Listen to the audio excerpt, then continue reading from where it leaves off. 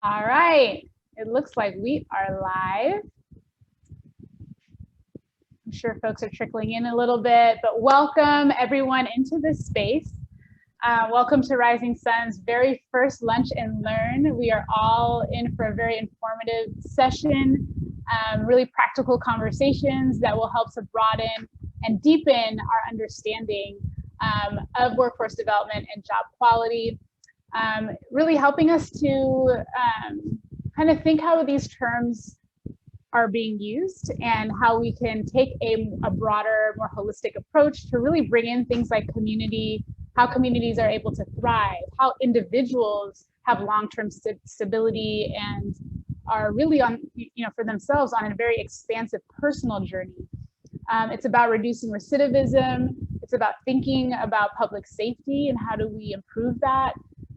And in these more expansive understandings of workforce development and job quality, we are called to think more deeply about this holistic approach.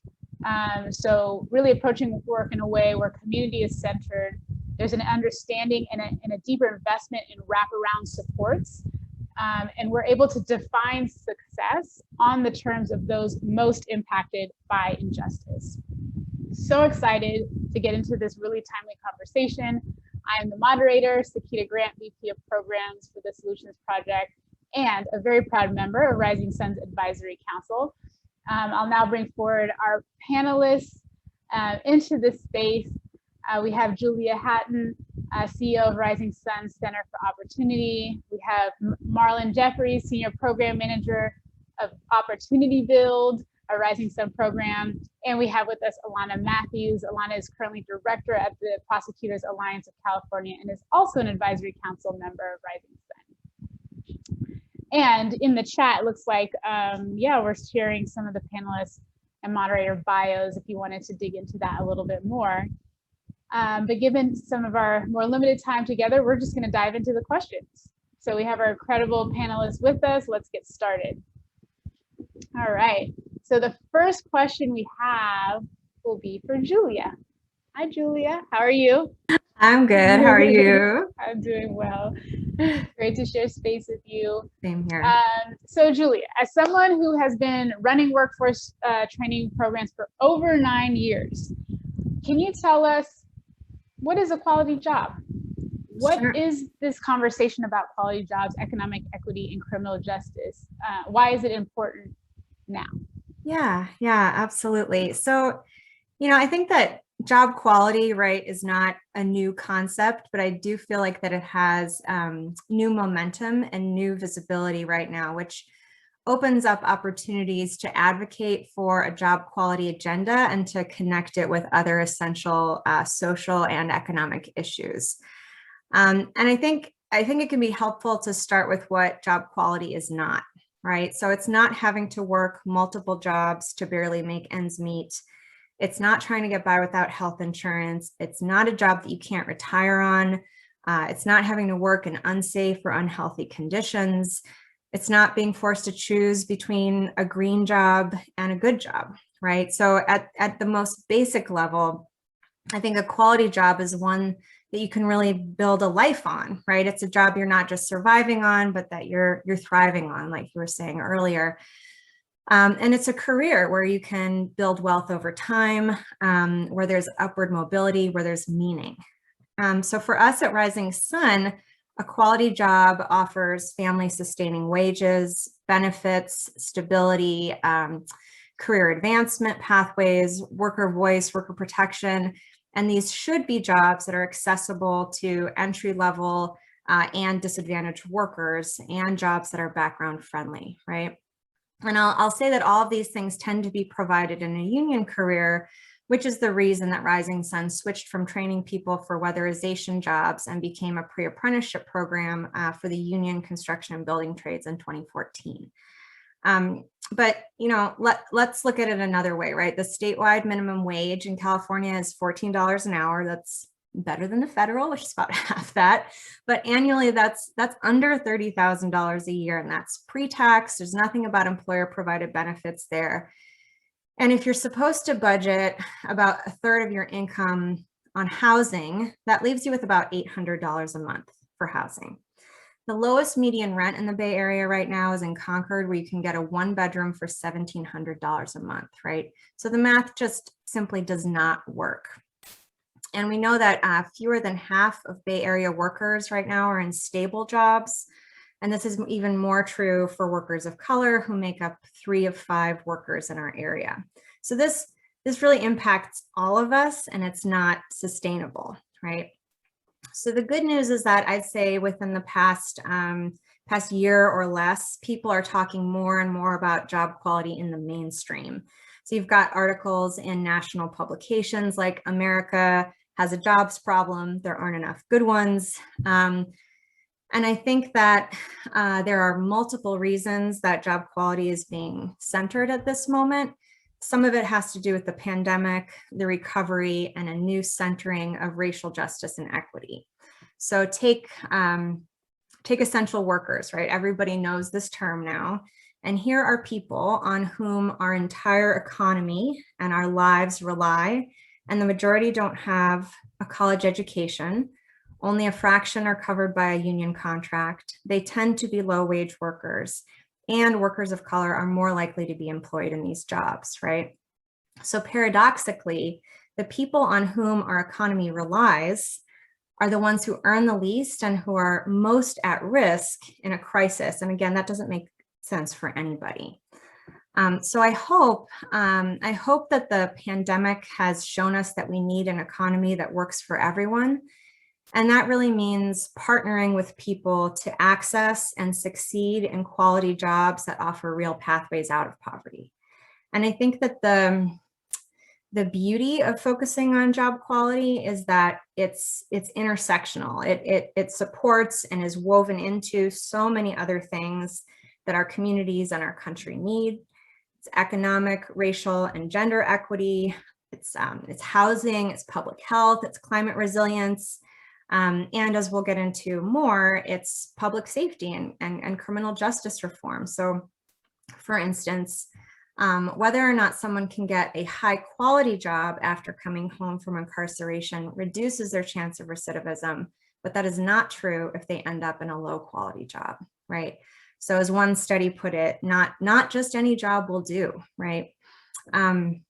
So I'm most excited for our audience to hear from my co-panelists, Marlin and Alana. So I'll stop there, but that's what I'm seeing in this space, and why I think job quality is particularly relevant in this moment.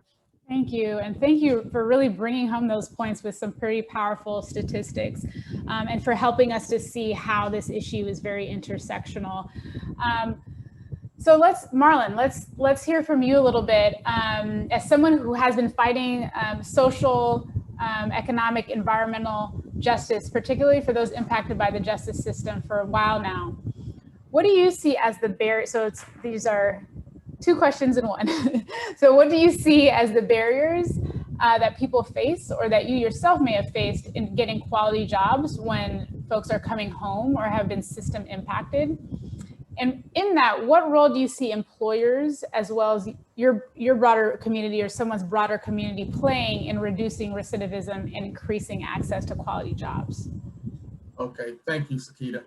I think there's hundreds of barriers, and it's hard to just pick a few right now to talk about. But some of the barriers I've seen with working with people, and from my past and personal experience, is sometimes people, because of the lifestyle they lived before, are lacking basic documentation, birth certificate, California IDs, and social security cards and things of that nature. So getting those things could take anywhere from a month to 6 months, right? So you're freshly released and now you can't work because you can't provide the proper documentation. One thing that I went through personally, and I know that others go through, is lack of work experience, lack of real skills, and lack of education. I went into prison when I was 19. I didn't have a high school diploma. I had only had one job, and I got fired. And my experience, or the skills that they taught while we were in prison, were obsolete or outdated. So when you come home, like, they didn't prepare us for what quality jobs are, or how to find a quality job, or to have the educational skills to hold a quality job. Some other barriers are child support, restitution.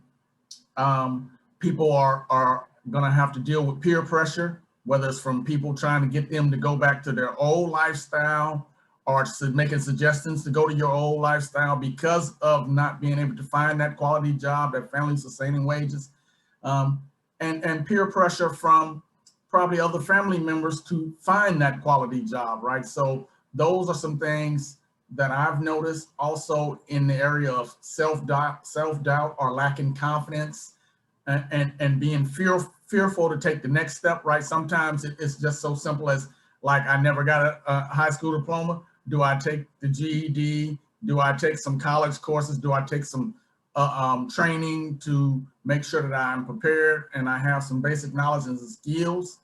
People who come home sometimes have transportation issues or trying to learn the public transportation system. Most times people come home and don't have any money. I think it's typical to get released in the state of California with $200. They call it gate money, right? And that's it. No matter how much time you did or what your needs will be, you have that $200, which doesn't really go fair, right, or go far. And people are not just really familiar with the whole system, right? Like cover letters, resumes, interviewing techniques, and things like that. And so those are some of the things that we here at Rising Sun and Opportunity Build work with participants on, right? We're trying to build their confidence. We want them to have positive self-talk. We want them to have resources and access to the things they need. I think to look at the second part of your question, what role do employers and the broader community play in reducing recidivism and increasing access? I think it's our community's duty or role to want people to have quality employment, quality jobs, right? Quality job makes a quality individual, and quality individuals have a better quality of life. So I think that's where our community needs to be held more responsible, right? Our educational system in some places is better and worse than others, right? And I think that that's where it starts at. And one of the things that when I was inside, when I was doing time, I hung my hat on education, right? I went in, I didn't have a high school diploma. So I got a GED. I took some other courses. I took some trade courses. I got a college degree in social sciences. So I was able to learn some things that I thought would be useful and be able to transition some of those things into the role I'm currently in as a senior program manager. So I think one of the keys that may be missing here is that, like, when people are inside and they're coming home, you got to practice what you're gonna do before you come home. If you still living your same lifestyle, is gonna be the possibility that you will fall back into that same pitfall. So I think that for me, education is most important because that's the foundation to building towards a quality job, right? So people minds their thought process is strong and they can decide what they think is a quality job or what is a good career path for them. I came home, I changed career paths 2 to 3 times, right? To the displeasure of some people, right? And that's what I'm talking about, peer pressure, right? Like, if I would have listened to what people said, who knows where I would be today, right? So I think those are some of the barriers and some of the key elements that we go through in transition when coming home, and some of the things, the challenges and struggles that I went through in my journey to get where I'm at today.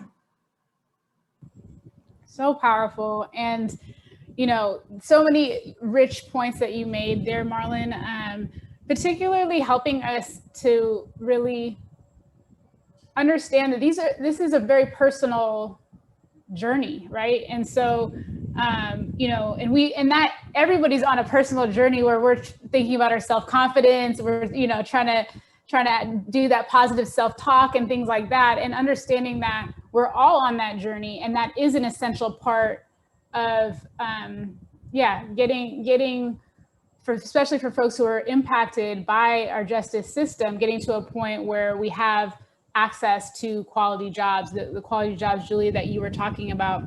And also noting, Marlin, you listed a ton of barriers before even getting to money, like what's, you know, the $200, like you listed a ton of barriers that are very like addressable, if that's, you know, the right word to put it. Like these are things that we can do. And it sounds like Rising Sun is creating programming to address that. And these are things that there should be a broader conversation of how the government can maybe step up in ways as well. But certainly grateful that there are leaders such as yourselves and organizations like Rising Sun that are thinking about it. Curious to see if you all have, and Alana too, do you all have any reactions to what has been said by your co-panelists before we move into the next question? Yeah, I just want to thank Marlin for that, you know, great feedback. And, you know, hearing about the mindset that you talked about that had to be changed, I think that's not only instructive for individuals re-entering society, but I think we ought to look at that for thinking about prevention. So before someone, when we recognize, I know there are a lot of diversion programs in the court and they're usually targeted in just one particular area. But I think that could be really instructive to recognize that, you know, perhaps having support or wraparound services to help someone get an education, learn how to write a resume, do interviewing skills, in addition to just, you know, general conditions that they may want to have them follow, can really be effective. Absolutely. Great. So Alana, let's stay with you. So as a former prosecutor, as a former public advisor for the California Energy Commission, and you're currently a director at the Prosecutors Alliance. So 2 questions for you. How are quality jobs related to public safety? Why is it important to break down silos? So kind of, you're already touching on this. How is it important to break down silos between these things and other intersectional issues? Thank you for those questions. I would say to start off with, the importance of quality job is sometimes we look at that purely as an economic issue or even a restorative issues. We know that in many disadvantaged communities, when we look at the legacy of redlining, that there have been a history and legacy of a lot of negative things that have happened in certain neighborhoods, whether it's toxic pollutions, which is something that I learned about, you know, being public advisor in the Energy Commission, or lack of access to resources. So we tend to silo those, either we're looking at education or public health or environmental justice, and it's all siloed. But when we take a step back and we look at quality jobs, we begin to see the connection to quality lifestyles and quality futures. And that includes obviously public safety. And so it's important to public safety because we know how one of the drivers of crime and violent crime is poverty or the inability to take care of one's needs. So when we provide a quality job, we're providing an opportunity to take away one of those drivers, one of those forces of crime. And it allows a person to take, you know, care of themselves to meet their own personal needs. But more importantly, I think a way to look at this is that we're helping to create a new ecosystem. So we look at these ecosystems that are, you know, a legacy of racist policies and practices, of how so many bad things have happened in a community. And now we're redefining it and we're creating a new narrative, but a new ecosystem so that you have economic development, you have quality jobs, which can lead to quality education, improved health outcomes. So, I mean, it's just so layered, but I'm trying to, you know, just trying to simplify it so that we can digest it in a short amount of time. So it's absolutely important, and it builds the confidence that Marlin was talking about. Another driver of crime, of violence, is shame. And shame can come through disrespect or feeling of, you know, inferiority. So when you allow someone to have a good job, to allow them to be determinative of their future and self-realization, I think it's great that Marlin went through 3 iterations of like, what do I want to do? Because that's a process. And the fact that you get to own that, there's a value that you get to say, you know what, I could do this, but I don't want to do this, as opposed to telling someone telling you this is only what you can do. And for so long in communities of color, we were only told what we could do. We could not have a choice of things that we do. So it has a lot of layered positive impacts so that we can reduce the rate. Sometimes I think it's some studies have shown that, you know, 2 out of or 3 out of 5 individuals will be arrested within, or 50% of individuals released from prison will be arrested within, you know, 2 to 3 years. There are all kinds of statistics that are really over the place, but all of them are reduced significantly when there is employment, but then when there is a good quality job. So you're not just getting a job, but you have a career pathway. And so now you're not just thinking about, oh, how am I going to take care of myself or my family or responsibilities like child support or restitution, but you're thinking about how can I promote? How can I expand my skill set? And that's certainly very valuable. And then the last thing I will say is that, you know, restitution is an important part of the criminal justice system, but if we don't have quality jobs, how can we make victims whole? So certainly when we have individuals in society who have been impacted by the criminal legal system has taken responsibility and they want to pay the restitution, they want to, you know, completely, you know, complete their debt to society, we have to be able to enable them to do that. And quality jobs is one way that we can do that. The second question about breaking down the silos, which was something I, again, would have to credit it to my work as public advisor at the Energy Commission, because we saw this overlap of health and education and environmental factors and economic factors. And so you have to now begin to fold that into our criminal legal system and understand that what has been successful to keep people from not re-entering into the prison system, because we're not, you know, eliminating recidivism. As I was saying before, we can adapt and apply that to intervention measures. And so if we see that there is a lack of education, there's a lack of job opportunities, which may make someone more vulnerable to engage in criminal activity. So let's be supportive of that. Let's have those conversations with school board members and the educational system so that we can try to work towards reducing dropout rates. And if someone has dropped out of school, well, let's look at how we can get them back in. And so as a prosecutor, you know, when someone, you know, pleads or they're found guilty, you have a lot of times conditions of probation, and they're usually related to their case. But I mean, it's seen as something negative, almost like, okay, well, you better do this, you better. We can look at it as something more positive and create opportunities for someone to complete or engage in an educational program or a training program. And it may not have to be a condition. Maybe it's a part of a disposition. We have a lot of diversion courts today where we're trying to divert individuals from the criminal legal system, prison system, and trying to get them into maybe services or resources that they need, such as substance abuse treatment or mental health treatment. And certainly individuals who may be re-entering to society, they may have those needs as well. And so if we keep everything siloed, like we only want to know what's going on in court, and nothing else, we are impacting the success and ultimately the safety of our community. So powerful. I'm taking notes because I'm learning so much from all of y'all and want to make sure I help to reflect back. I'm taking notes too. Yeah, yes, exactly. And, you know, so many things you said, Alana, but certainly, you know, I come from it through the environmental and racial justice lens, and there's so much in these systems of repression that require the devaluing of humans. And when I hear you all talk about kind of what it means to have a quality job, what it feels like, what it means to stand up to peer pressure, what it means to have agency of choice, as a colleague of mine has called it, that is all being human in a system that tries to dehumanize.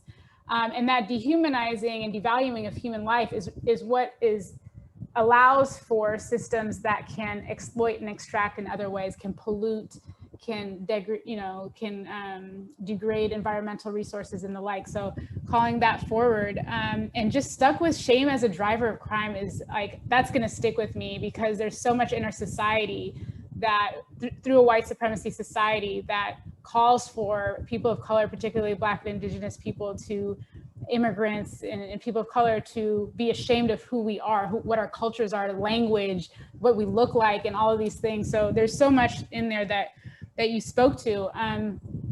I'd love to, kind of open it up a little bit more to the panelists. Maybe if there's any thoughts that folks think have kind of come to mind generally about what you all have said, specifically on how we work intersectionally, because I imagine for a lot of us listening, this is new. You know, we've kind of grown up like, pick your major, pick your career, pick your one thing and just stick with that, learn that language. But now we're being called to, as we think about kind of these issues more intersectionally, like to be able to, reach into spaces and evolve ourselves in ways that we're maybe not used to. But on the issue of thinking and working intersectionally, I would love to hear if any folks have responses on that. Yeah, I mean, I think in some ways it's easier said than done, right? Because we have a limited amount of time and resources, and like you want to give your thing everything you've got. And so, you know, that's definitely a barrier. You might not know the language, you know, the terminology, you know, maybe you feel shame that you're not familiar with this one piece of it.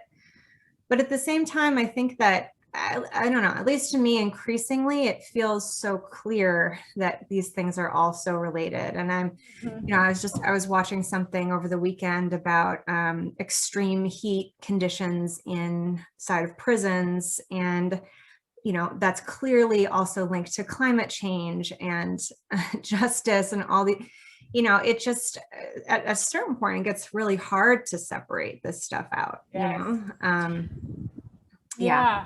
Yes, that is powerful. And I'm wondering, Marlin, a lot of the wisdom that you drop for us is the result of having experiences where you had to act intersectionally. Like you had to stretch yourself into spaces that you hadn't been in before, right? In terms of like, you know, hustling or, you know, around the education and getting your degrees while incarcerated, to as you entered into and you returned home and you entered into the job search world, which is always, you know, for all of us is really daunting, but continuing to stretch yourself into new ways. So I'm wondering if you have any wisdom for us on how to think and act and be and show up more intersectionally. I think Alana made a good point, or may have been you, about being dehumanized, right? And I think a lot of us that are inside or that are struggling before we go inside, we miss the prevention part of it, like, because people did try to come to me and say, go back to school, what are you doing, right? And I think also another thing, Alana, I know she did say this when she was talking about shame. And one of the things I learned about in prison was that, like she said, shame, guilt, and fear are drivers towards different things that sometimes, because of the way that we feel, our self-doubt, our lack of confidence, that we do things that just don't make sense or don't go with the norm of community, right? Like, so for instance, what didn't make sense to me or for my parents is why I wasn't going to school when I wasn't like struggling really in school, right? So those are just small things. And it comes from having a lack of confidence and peer pressure to do things, adult things when you're a teenager instead of waiting your turn. And when you're in prison, like the prison system doesn't really care if you rehabilitate or if you do the things that's necessary.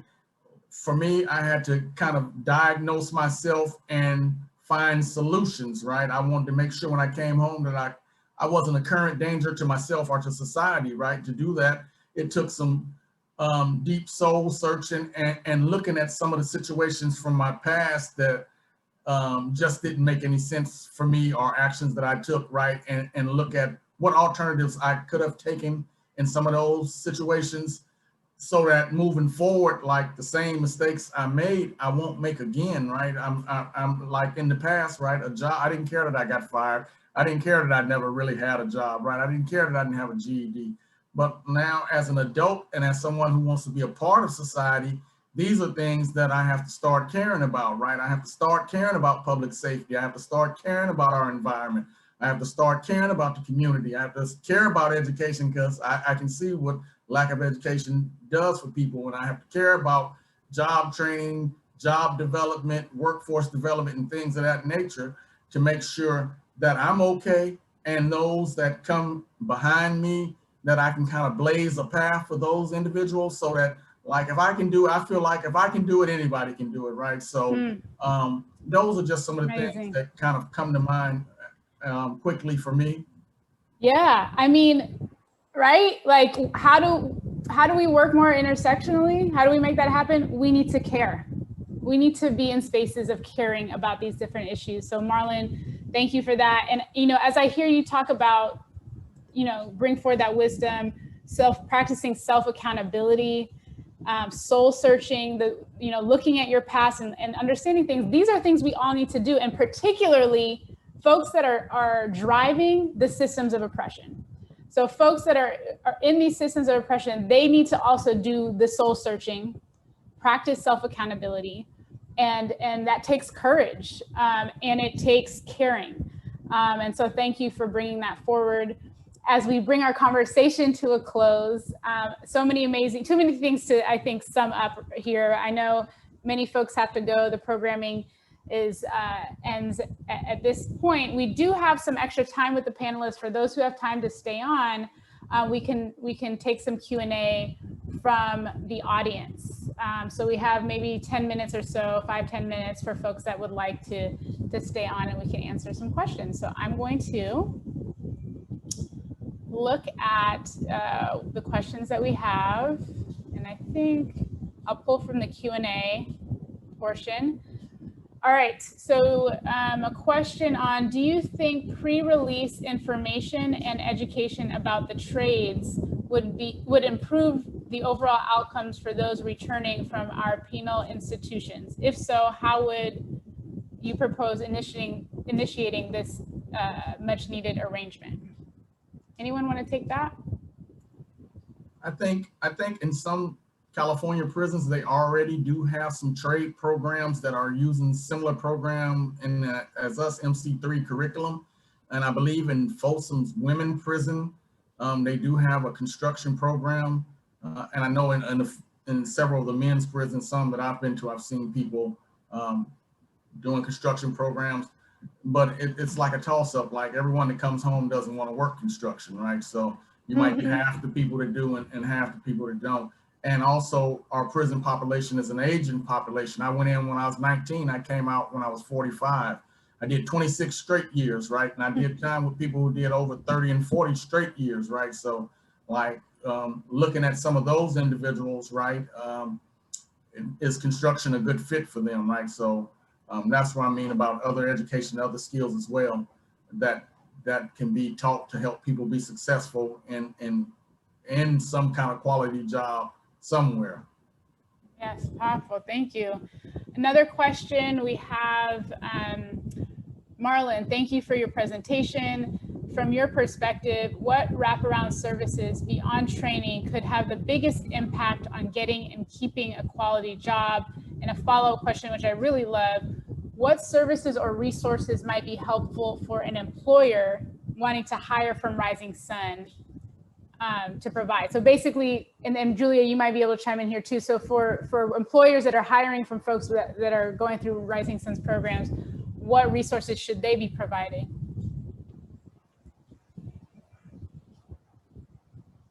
You're on mute, Marlin.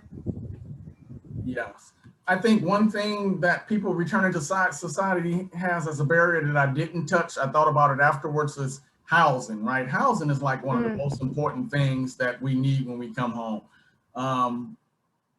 For me, I didn't have a lot of responsibilities or a lot of other people that I needed to take care of. But I think that, like, I went to a transitional house and I was able to stay there for a year. So it let me decide to make a career change 2 times, right? So I think housing is real important, right? Because if we can find a way to help people come home, people, especially with families that they need to take care of, define, we're talking about quality jobs, but quality housings where they can bring their family in. Remember I was talking about peer pressure, right? Sometimes people get peer pressure from their significant others, right? Or from their children, right? And so if you have somewhere where you can say, all right, I got us a home and I'm on Section 8 or whatever, right? I get some kind of reduced rate, you know, where we can live in this home and I have time and flexibility to look for family sustaining wages and a career that can support us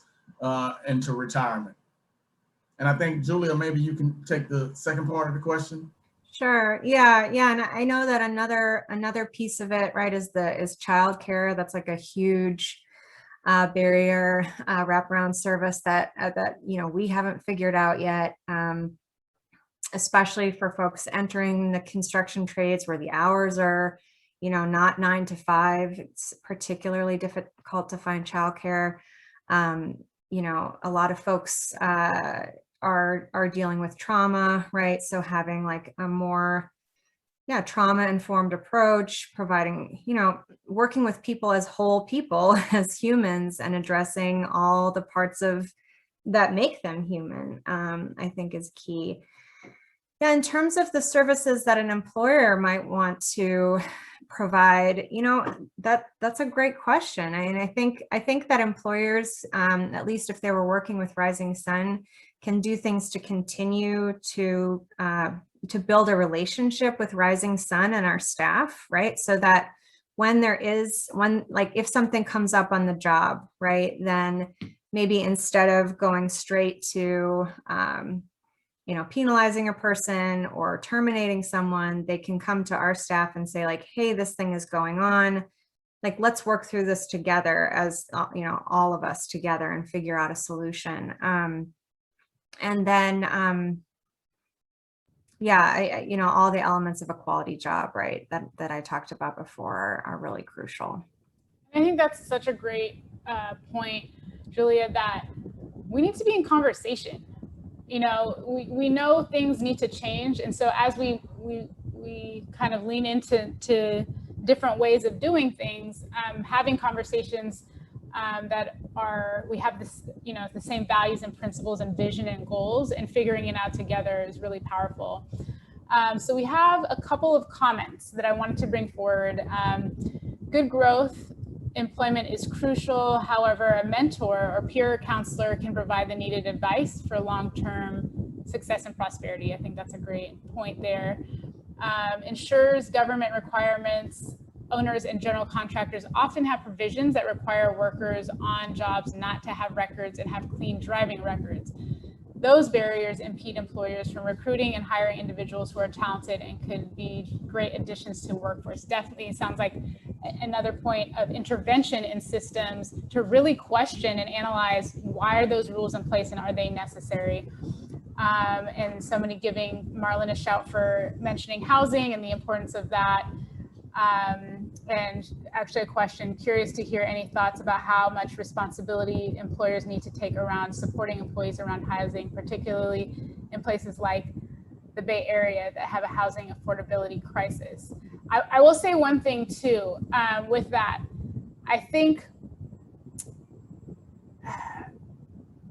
when folks, sure, one point really quick. When folks are thinking about these topics, it's not that people necessarily have to do everything on your own, but you have to be able to look at your own set of tools and resources and see what you can activate in order to support. And that could be from political influence to money to build housing, right? It could be a lot of different things. Go ahead, Alana. That's exactly what I was going to say. Okay.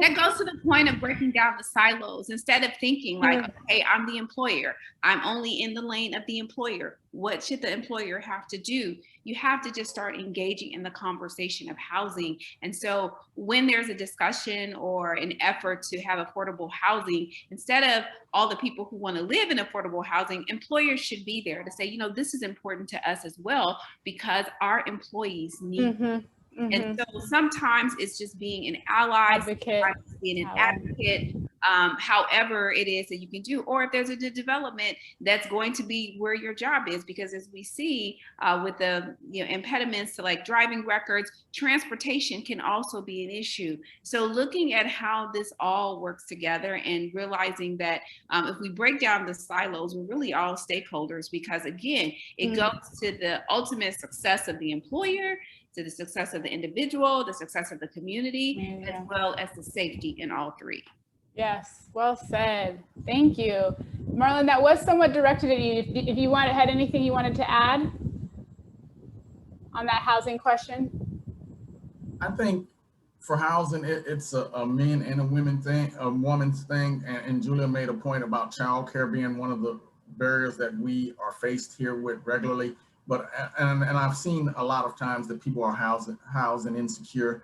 So that's what made me say that one first, right? I think it goes through steps and it's a process, right? You need good, stable housing, and then you're gonna need transportation, and then you can start looking for the quality job, right? Yes. So I think once you have a couple of those things in place, the rest of the things will start falling into place. And I just wanted to touch, I think I missed part of the initial question, what can, or how can employers and Rising Sun work together, right? We do networking events, right? We have employers come out and speak to our participants. We have employers come out and that are willing to interview a pool of our graduates, whether it's current graduates or graduates from the past who still need an opportunity or who may have just removed some barriers, and come out and do interviews. So it is key for the employers to play a part with our program and other programs and with people who are returning back to the community, because we need the employers on our side. We need employers to understand that, like, we don't necessarily have all the skills and the knowledge, but we're willing to show up every day, work hard, and learn on the job, right? So, and I think it's just understanding, it's having understanding, empathy, and it's a learning curve, right, for us and the employers. Like Alana said, there's all type of numbers of how, of what people think will happen in a certain amount of time before someone commits a crime and goes back to prison or to jail or violates their probation or parole. So I think that if employers are actively seeking to help with this problem, that we would be in a whole lot better position. We need their support. Yes, well, a huge thank you to the panelists. We are definitely over time, but the chat is live. Thank you for all the questions. I know that, we can continue this conversation, I think, a long time. Thank you to Alex and Kelsey and the rest of the Rising Sun team for helping to organize this, and to Marlin and Alana and Julia for your time on this and your expertise. And I think with that, we're done. Congratulations. Thank you so much. First lunch and learn. Thanks to everybody. Really appreciate it. Have a great day, everyone. Bye. Take care. Thank you, everybody. Bye-bye. Have a good day. Bye. Bye, Marlin. Bye. Bye. Thank you, Sekita. Thanks, Alana. Thanks, Marlin.